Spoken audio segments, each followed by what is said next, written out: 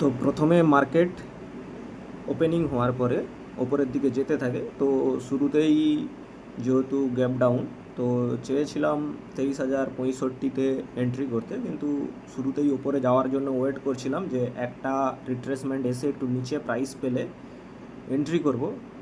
তো যখন আবার মার্কেট 23,175-এর পর থেকে নিচের দিকে আসতে থাকে, আমি চেয়েছিলাম 23,125-এ এন্ট্রি করতে, কিন্তু ঠিক জাস্ট 125-এর 10-15 পয়েন্ট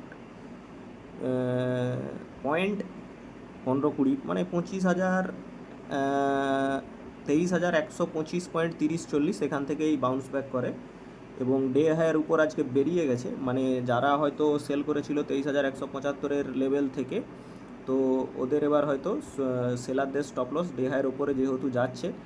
তো মার্কেট এই মুহূর্তে ওপরের দিকে যেতে পারে। কতটা যেতে পারে? 23,250 পর্যন্ত যেতে পারে ফার্স্ট টার্গেটে, এবং সেকেন্ড টার্গেটে যেতে পারে 23,325 পর্যন্ত। তো এতটা পর্যন্ত কল সাইডে ঠিক আছে, এবং 23,025-এর ওপরে এলে সেল সাইডের কথা ভাবা যাবে। সেল সাইডের কথা এখন দূরে আছে, আপাতত বাইং সাইডের কথাই ভেবে ট্রেড বানানো হয়েছে।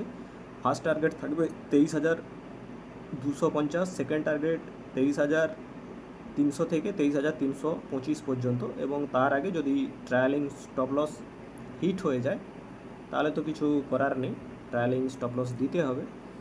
তো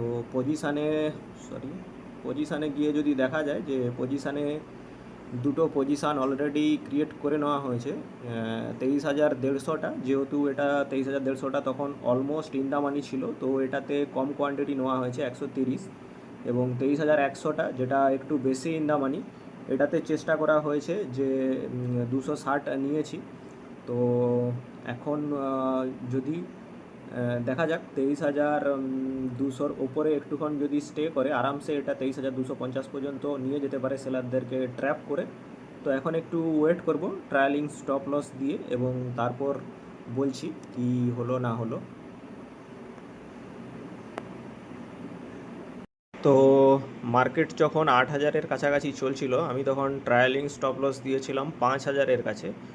তো মার্কেট ডাউন ট্রেন্ডে আমার ট্রায়ালিং স্টপ লস একবার হিট হয়েছে, কিন্তু ঠিক আছে, তাও আমি আবার সেকেন্ড বার এন্ট্রি করেছি, কারণ আমার মনে হয় মার্কেট আজকে বায়ারদেরকে সেলারদেরকে ট্র্যাপ করে অ্যাটলিস্ট 23,250 একবার শো করার কথা। না হলেও ঠিক আছে, কোনো অসুবিধা নেই, কিন্তু আমি যে হিসাবে বুঝি সেই হিসাবে আমি আবার নিয়েছি। চারটা দেখাচ্ছি, চারটা এই যে, হ্যাঁ, যখন 23,200 থেকে ফল আসে এই 23,175 পর্যন্ত, তো দেন আমার ট্রায়ালিং স্টপ লস হিট হয়ে যায়, কিন্তু কোনো অসুবিধা নেই। আমি 23,175-এর কাছে আবার দুটো স্ট্রাইক প্রাইস উঠিয়েছি। 23,000 এবারে 100, এবারে আর 150 নেইনি, কারণ তখন 23,175 ওপর থেকে 23,175-এর কাছে পড়ছিল, তো 150-এর প্রিমিয়াম তাড়াতাড়ি ডিকে হবে। তো এর জন্য আমি 150 নেইনি, আবার আমি সেকেন্ডবার 23,100 আর 23,050-এর প্রিমিয়াম নিয়েছি, এবং এইবারে যদি 23,200-র ওপরে যায় তো অ্যাটলিস্ট এই যে 200 থেকে যারা সেল করেছে, এইবার 200 সেলারদেরকে ট্র্যাপ করলে তো নেক্সট 25 পয়েন্ট 30 পয়েন্টের মুভ খুব ইজিলি পাওয়া যাবে, এবং সেই মতো প্রফিট একটু ইনক্রিজ হতে পারে। না হলেও কোনো প্রবলেম নেই, আমি যেভাবে বুঝেছি সেইভাবে নিয়েছি। এই যে প্রথমবারে 150-র কল নিয়েছিলাম, কিন্তু সেকেন্ডবারে 150-র কল আর নেইনি, সেকেন্ডবারে 100-র কল নিয়েছি, এবং 23,100-র কল এবং 23,050-এর কল। ঠিক আছে, এটাকে একটুক্ষণ রান হতে দেই, দেখি এটা কত দূর যেতে পারে, তারপরে আপডেট করছি।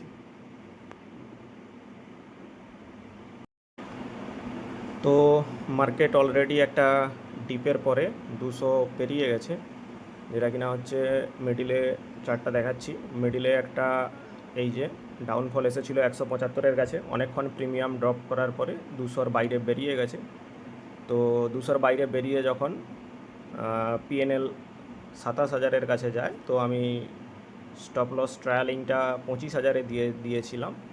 তো মার্কেট এখনও ওপরে যাবে, কিন্তু ঠিক আছে, আমার ট্রায়ালিং স্টপ লস যেহেতু চলে গেছে, তো এখন আমি আর কল সাইডে এন্ট্রির কথা ভাববো না। যদি 350 বা 325 350-এর কাছে সেলিং অপরচুনিটিস পাই, তাহলে একটা ছোট স্ক্যাল্পিংয়ের কথা ভাববো, নাহলে আজ আর ট্রেড করবো না।